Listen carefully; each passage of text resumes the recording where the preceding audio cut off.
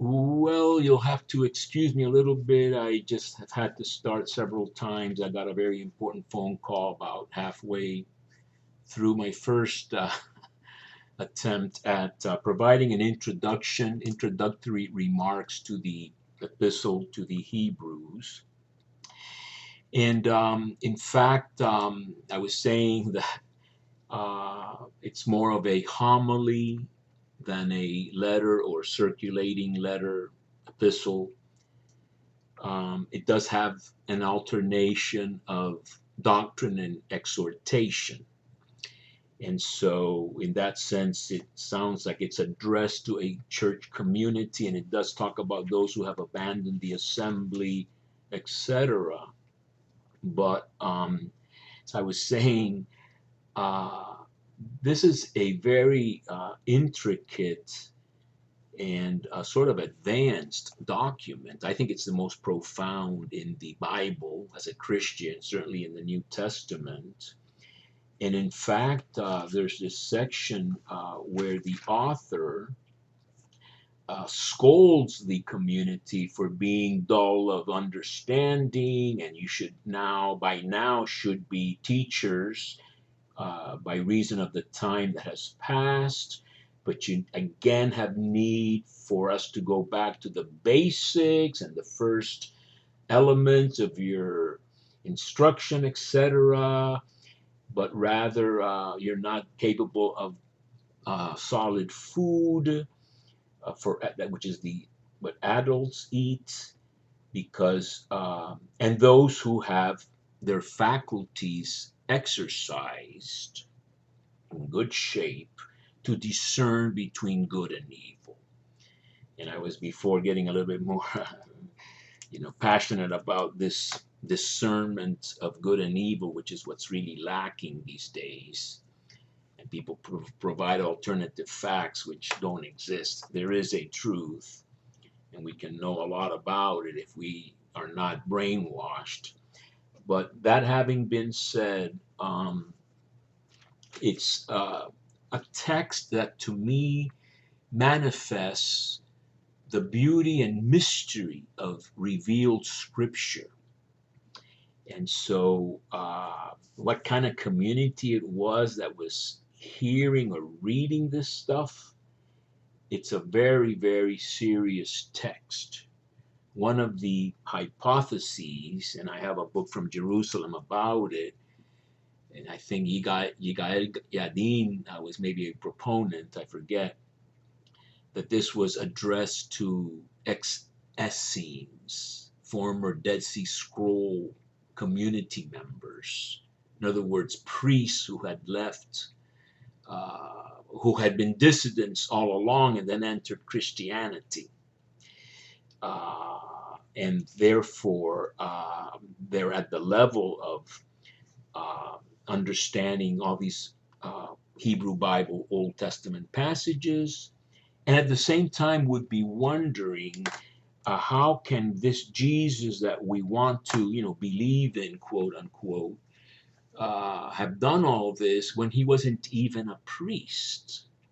So therefore, the topic of this epistle, the priesthood of Christ, is a very interesting topic that the author will deal with in a very creative way, saying that it is not a Levitical priesthood descended from Aaron and the Levites, but rather a separate kind of priesthood according to the order of Melchizedek, who in Genesis 14 is shown to be, according to this author for sure, superior to Abraham, because Abraham tithed him, gave him the tithe, tenth, and he blessed Abraham and offered bread and wine.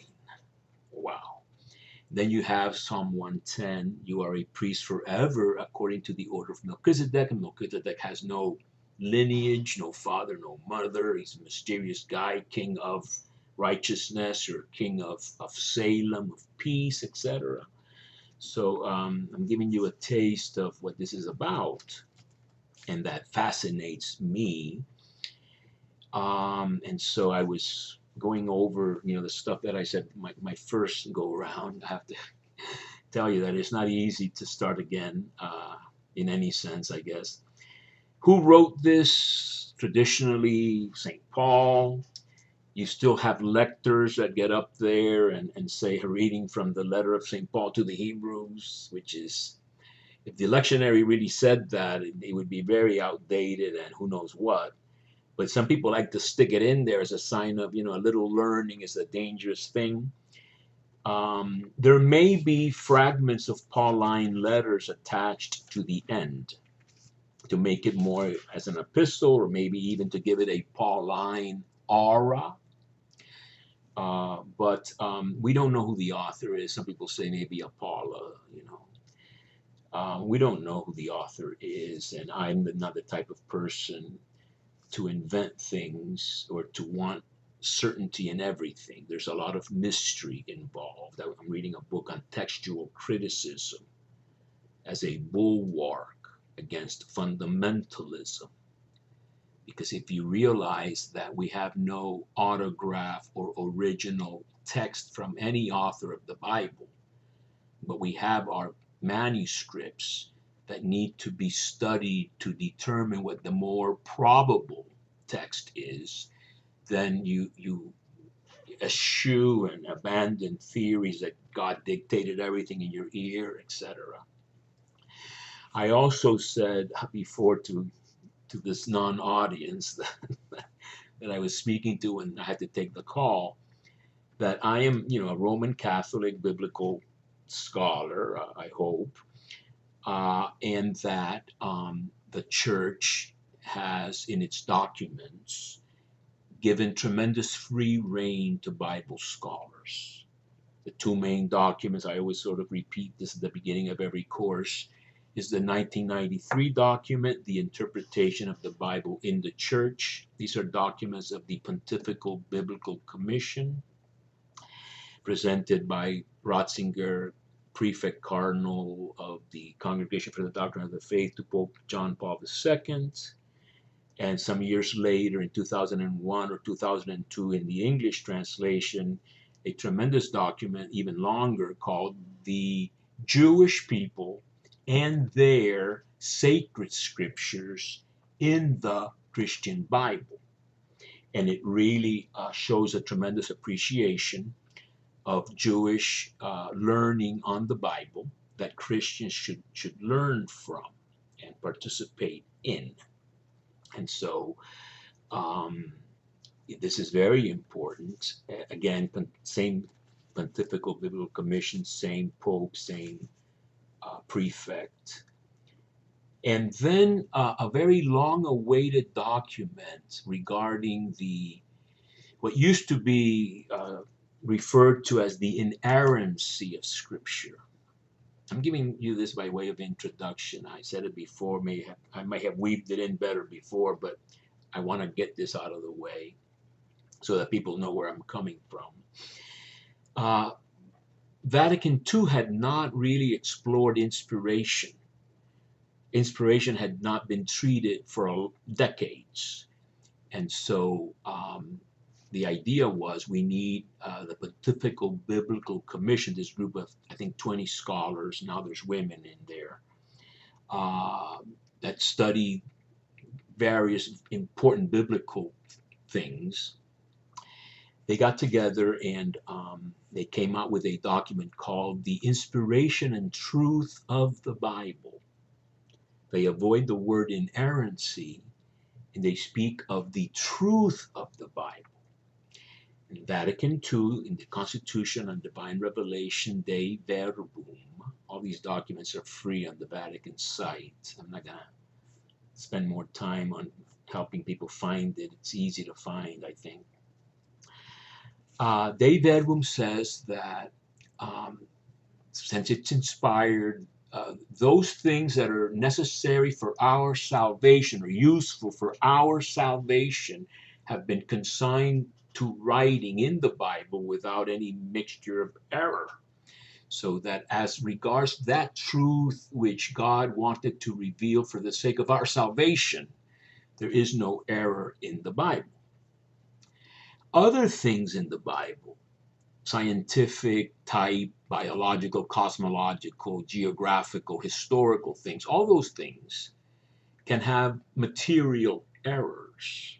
For example, six-day creation, if you were to take that as a substitute for the Big Bang theory or some other theory of creation over 15 billion years, you would be making the mistake that, I would call them, ignorant creationists and fundamentalists, which, by the way, in the 1993 document, fundamentalism is called a kind of intellectual suicide. And it explains why it says that. And Pope John Paul II accepted the document. Six-day creation is a priestly school way of emphasizing the holiness and separateness of the Sabbath. Even God rested. And then there's a lot of other beautiful, beautiful things in that diptych of 3 days, 3 days. And that's the way to understand the truth of the Bible.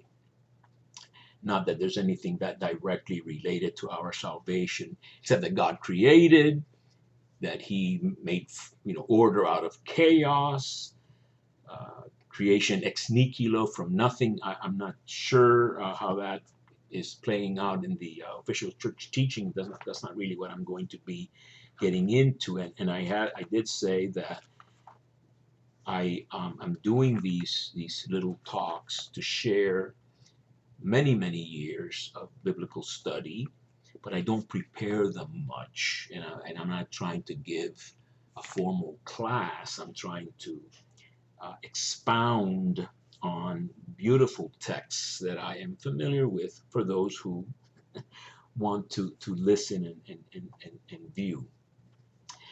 So anyway, we don't know who the author is. We know that it's very sophisticated. And we know that this is, to me, a tremendous example of the inspiration of Scripture. Whether it's a community that needed exhortation, whether they had grown demoralized. And so lift up your droopy hands, he says in chapter 12. Straighten up your knees, run the race. You have become lax, etc. All these kinds of things do indicate a community. But when this community has been delivered, whether this is a homily or a treatise that was read or who knows what, I mean, it's a doozy what the author came up with. Whether it was Apollo, I don't know. In any case, it's quite a document. And so I'm keeping these things to about 15 to 20 minutes and stopping where I think it's appropriate to stop. I also spoke about some of the other themes of the epistle, the pilgrimage idea, the seeking rest idea. This is very important in the Hebrew Bible. Menucha, God's rest. The ark, was seeking a place to rest in Numbers. The Platonic elements. So this is definitely, as I was saying, sort of an Alexandrian type Greek and thought world. Neoplatonic, if you will. In other words, there's a real world up there, like the world of ideas of Plato. And then on earth, we have a mere shadow of reality. The allegory of the cave in the Republic, Book 7 of Plato, etc. So I've also read about that, but my real mentor in this letter, I repeat, is Father Albert Vanois. He became a cardinal. His last name is spelled Vanhoye. And I arrived in Rome in 1996 to do my license in biblical theology at the Gregorian. And having passed my Greek and Hebrew exams, I enrolled in the Biblicum for a good number of courses. And the very first semester, it was the Epistle to the Hebrews. And again, I was very inspired by his book, Old Priest, New Priest, that I had read some years before, which to me explained the sacrifice of Christ and what Christ represents for Christians better than any other book I had ever read. And it's extremely biblical and extremely based on the Hebrew scriptures. So therefore, I hope to have some fun in these little talks regarding what this text speaks to me after all these years, after having taken a pause from these kinds of studies and even teaching. And so we're going to begin very soon, right soon, as they say, starting to talk about it. So that without further ado, I think I have a few minutes left. I just wanted to just dive into the intro. And the introduction to the letter to the Hebrews, which you see on the screen here, and I discovered that the Bible in basic English seems to be very, very good. When I first saw it, I said basic English sounds like the Good News Bible, too simple, blah, blah, blah, too paraphrased, but it looks very good. And the English Standard Version seems to not always hit the nail on the head as much as it might. The New Revised Standard, I think, tries to change too many things. I don't like this, eliminating masculine all the time. Son of man is a son of man. You can't say human being because then you miss the whole point, I think, of the expression. But in any case, I also like the, Latin text and, of course, the Greek text, which, as I was saying before, I'm repeating some stuff. I translated the whole letter in 1992 into Spanish, and that's a view of it. I think that the beginning statement is a declaration of a fundamental Christian belief, or the fundamental Christian belief, that God, having spoken through the prophets, who to me are authentic prophets if they have had access to the divine counsel. They have been privy to God's deliberations, either his counsel plan or his divine counsel, the sons of God with whom he dialogues in various places. Let us make man in our own image. Or Isaiah raising his hand and participating in these discussions. Whom shall I send? Send me. And a voice cries out, and etc. After having participated, revealed himself in the world through his glory, according to the priestly school, or through his word, or name rather, in the Deuteronomic school, he finally sent his son. And son in a different sense than the Old Testament sense, which is, first of all, Israel, God's firstborn, Exodus 4. Then the sons of God, B'nai Elohim, become the angels. And then you have the Son of God, Messiah. You are my son, this day I have begotten you, Psalm 2, verse 7. And then you have the suffering Son, or servant pies of God in the Book of Wisdom, especially. That's a book Catholics have in their canon. You have both Huios Theou, the Son of God, who suffers and is not understood and persecuted. Then you also have the Pais Theou, the servant of God or child of God, which is the same word the Greek uses for the suffering servant in Isaiah 53. But Jesus is going to be son in a wholly unforeseen way. And we're going to be talking about that. And so I'm nearing the 20-minute deadline. And so I think I'm going to stop there, but I hope I've introduced it somewhat adequately as far as what I intend to do with my lights, and hope that I have some people that are interested in following these talks.